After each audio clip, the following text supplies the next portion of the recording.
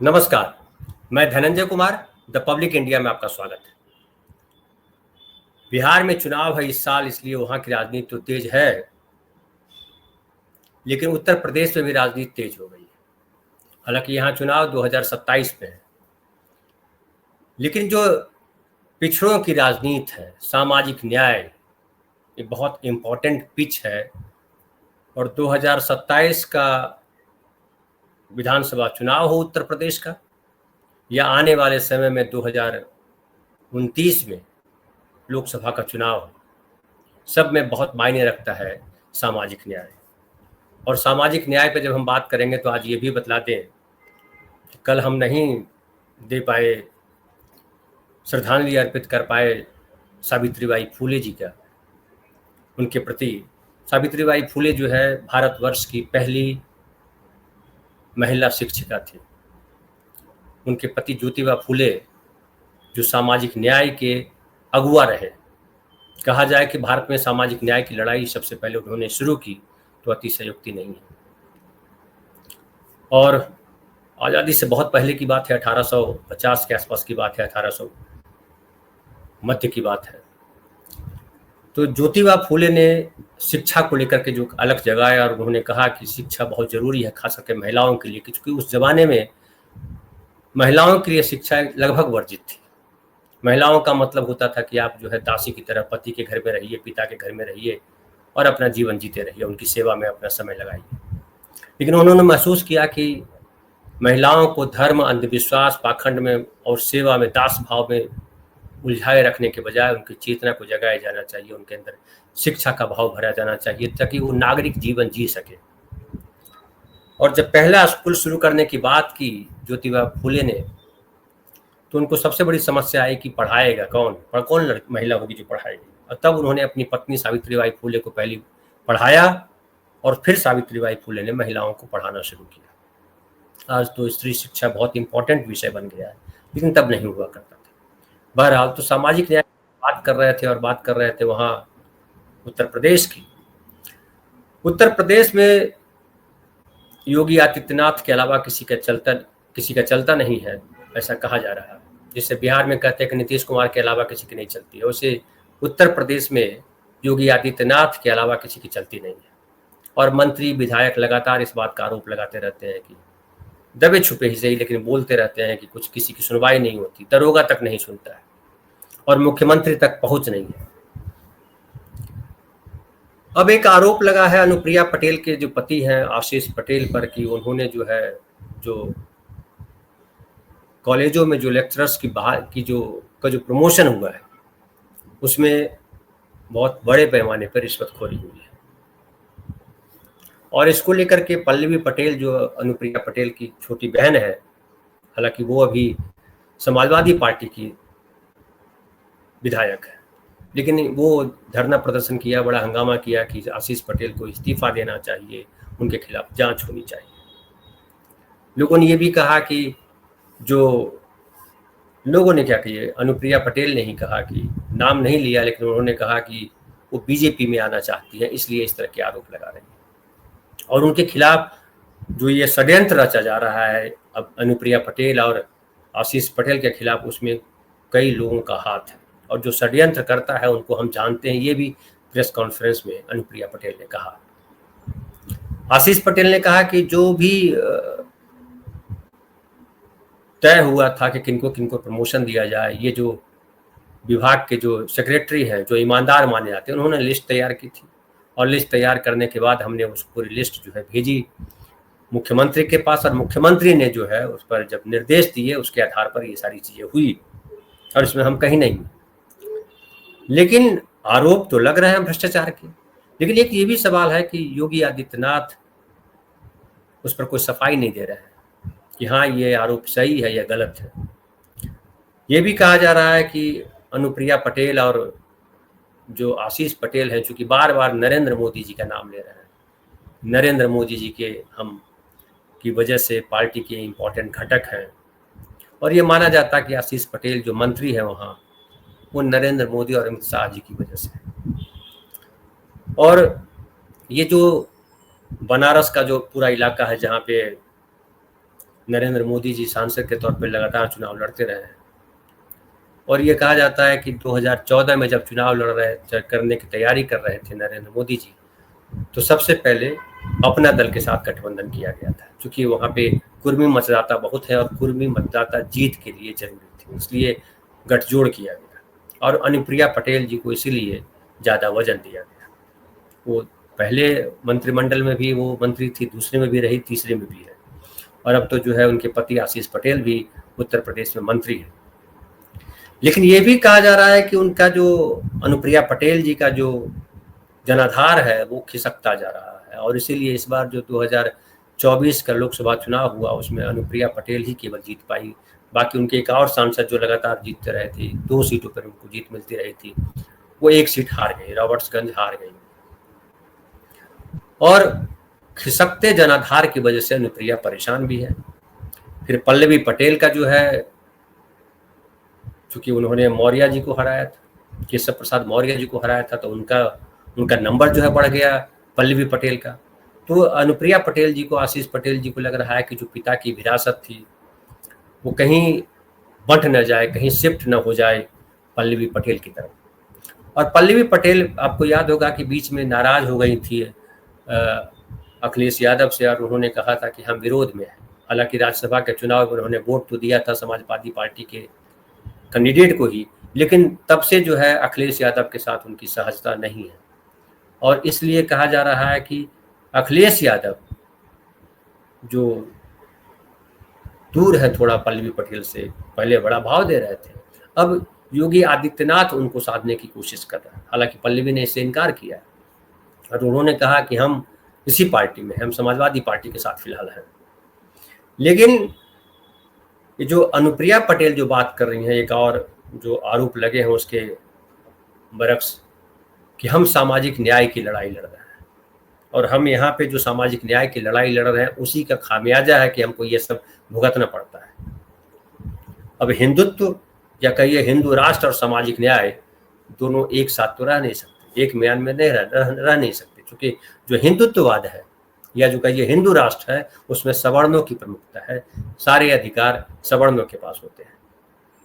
लेकिन जो सामाजिक न्याय है उसमें सबको बराबर करने की बात है, सबकी बराबरी की बात है, वो ब्राह्मण हो या कुर्मी हो या यादव हो या और किसी जात के हो, सब बराबर है। सामाजिक न्याय में सबको बराबर बढ़ने का अधिकार मिले, समता का अधिकार मिले, उनको आरक्षण मिले। और आरक्षण को लेकर के जो योगी आदित्यनाथ जी की जो अब तक जो उनका जो रवैया दिखाई पड़ा है उसमें दिखता है कि साफ साफ कि योगी आदित्यनाथ आरक्षण के फेवर में नहीं है।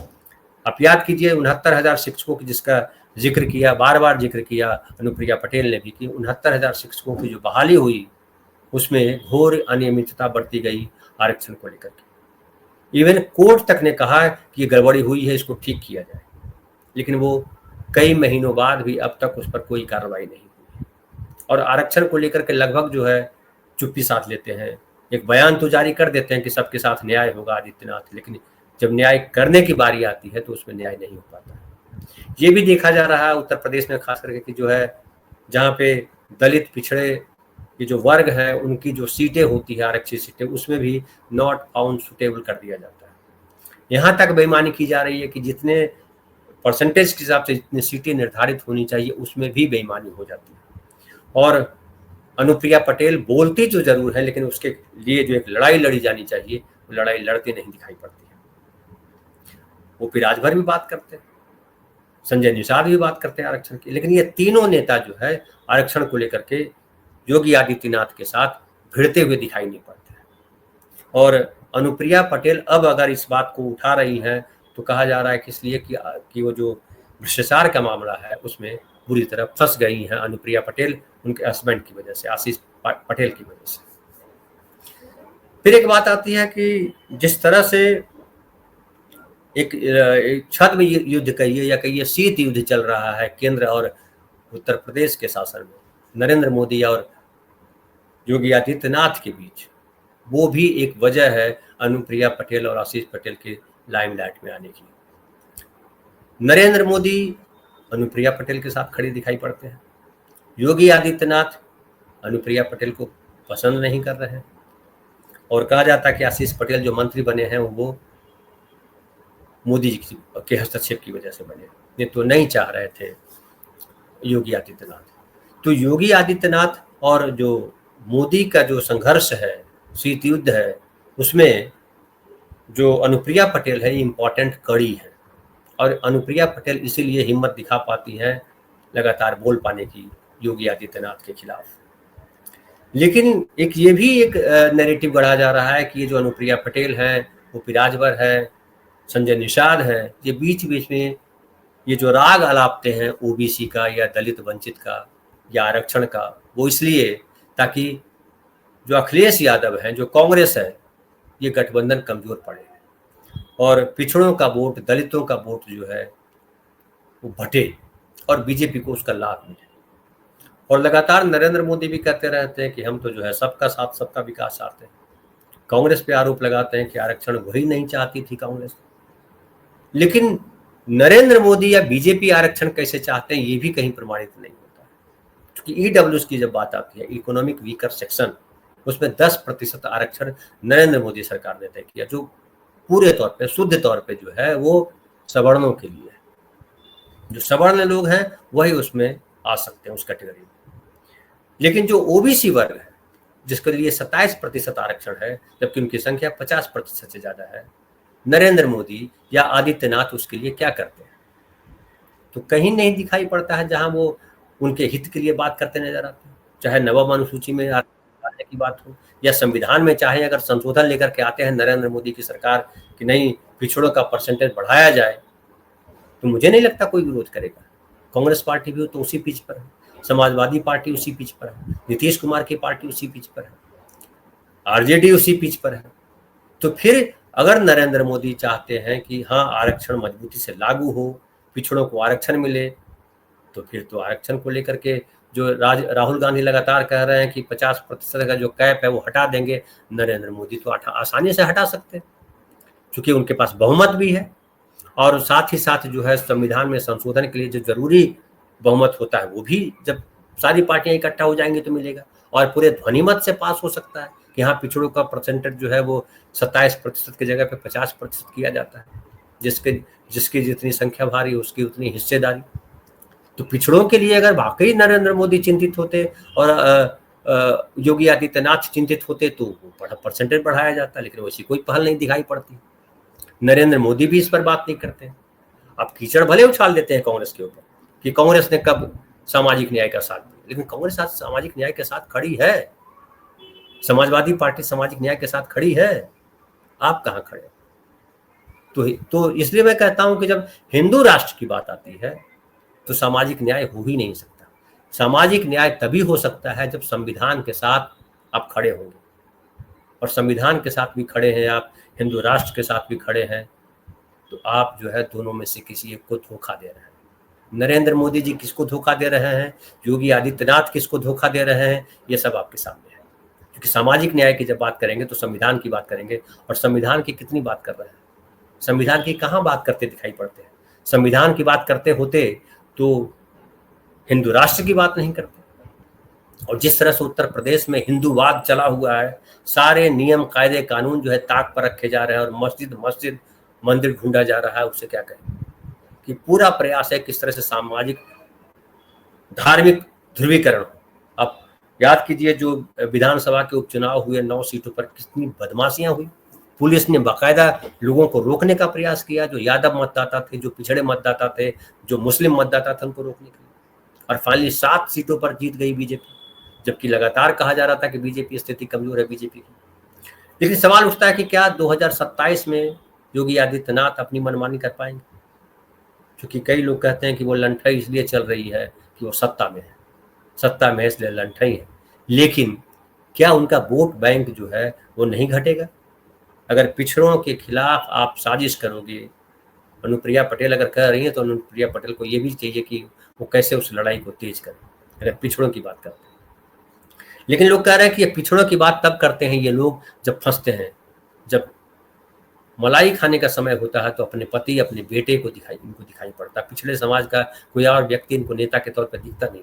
वो फिर आज भर है तो अपने बेटे को मंत्री बनाने की बात करते हैं, संजय निषाद है तो अपने बेटे को आगे बढ़ाने की बात करते हैं, अनुप्रिया पटेल हैं तो अपने पति को आगे बढ़ाने की बात करती हैं।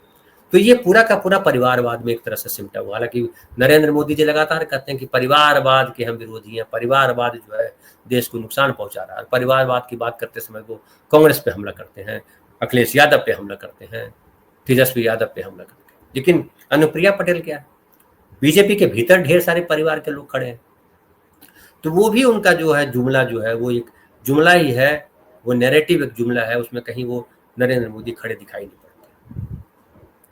और जो योगी आदित्यनाथ है वो तो कंप्लीटली पूरे के पूरे तौर पे हिंदू राष्ट्र स्थापित करने में लगे हुए हैं।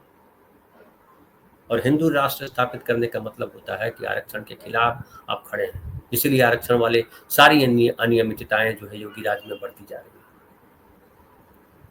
लेकिन 2027 के चुनाव में जो होगा सो होगा, फिलहाल क्या होगा, ये जो अनुप्रिया पटेल बोल रही हैं, अनुप्रिया पटेल जिस तरह से आरोप लगा रही हैं षड्यंत्र रचे जाने का, वो षड्यंत्र कौन रच रहा है अनुप्रिया पटेल के खिलाफ? क्या योगी आदित्यनाथ वो षड्यंत्र रच रहे हैं? और योगी आदित्यनाथ अगर वो षड्यंत्र रच रहे हैं, पल्लवी पटेल का भी इस्तेमाल कर रहे हैं, तो क्यों कर रहे हैं? क्या वो नरेंद्र मोदी को कमजोर करना चाहते हैं? क्योंकि पल्लवी पटेल के माध्यम से भले अनुप्रिया पटेल को आप कमजोर करते हैं, लेकिन अनुप्रिया पटेल अगर कमजोर होती हैं तो बनारस कमजोर होता है, वो पूरा रीजन नरेंद्र मोदी का है वो कमजोर होता है। पिछले चुनाव में भी 1.5 लाख वोट से जीत पाए नरेंद्र मोदी जी। ये भी कहा जा रहा है कि अनुप्रिया पटेल का वोट जो है लगातार घट रहा है, और अखिलेश यादव के साथ वो पीडीए जो है, जो कुर्मी समाज भी हालांकि जो है, उसमें अनुप्रिया पटेल चूंकि कुर्मी समाज से आती, तो कुर्मी समाज का बड़ा हिस्सा जो है समाजवादी पार्टी के साथ जुड़ा हुआ। चूंकि सामाजिक न्याय पर लड़ते हुए कांग्रेस और समाजवादी दिखाई पड़ते हैं, बीजेपी नहीं दिखाई पड़ती है लड़ती, नारे भले लगाती है लेकिन लड़ती दिखाई नहीं पड़ती है।